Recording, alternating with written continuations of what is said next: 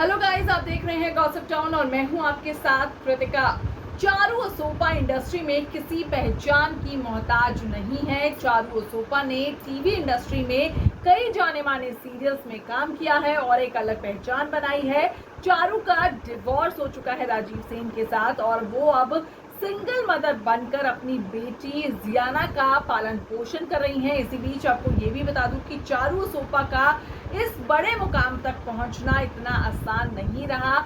उन्होंने ये बताया कि वो बीकानेर से ताल्लुक रखती हैं, बीकानेर की रहने वाली हैं और 20 से 21 साल में वो मुंबई आ गई थी स्ट्रगल करने के लिए। तब वो बहुत छोटी थी और जब उन्हें एक बड़े डायरेक्टर ने अपने पास बुलाया, जी हाँ, उन्होंने एक फिल्म को लेकर नाम नहीं लिया, उन्होंने कहा कि एक फिल्म का ऑफर था उनके पास, उसमें उन्हें काम दिया जा रहा था और वो डायरेक्टर अब काफ़ी बड़ा हो चुका है, काफ़ी बड़ा बैनर हो चुका है।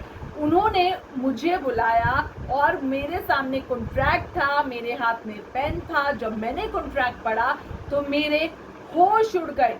मुझे 3 दिनों तक बुखार रहा। मैं समझ नहीं पाई कि आखिरकार जो ये कास्टिंग डायरेक्टर है ये मुझे ये क्या कहने के लिए कह रहा है, क्या करने के लिए कह रहा है।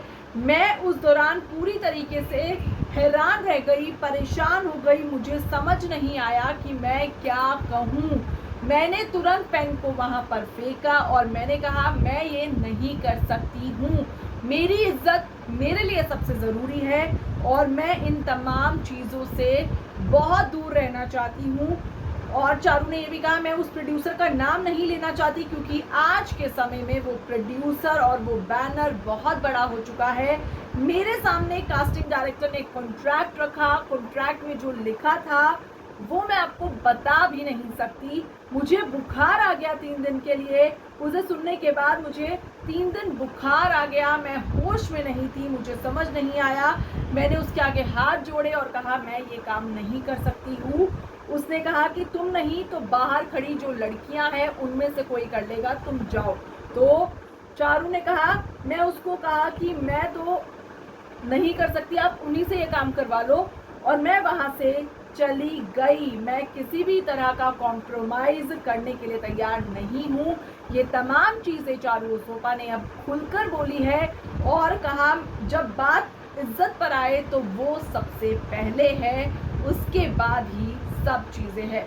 और ये तमाम चीजें चारू असोपा ने अब अपना जो लेटेस्ट इंटरव्यू है उसमें ये बयां कर दी है और उनका दर्द छलका है कि उन्हें इंडस्ट्री में कितना कुछ सहना पड़ा है अपने आप को स्टेब्लिश करने के लिए। कैसा लगा आपको मेरा वीडियो मुझे बता सकते हैं आप कमेंट में। इस वीडियो में इतना ही, देखते रहिए गॉसिप टाउन।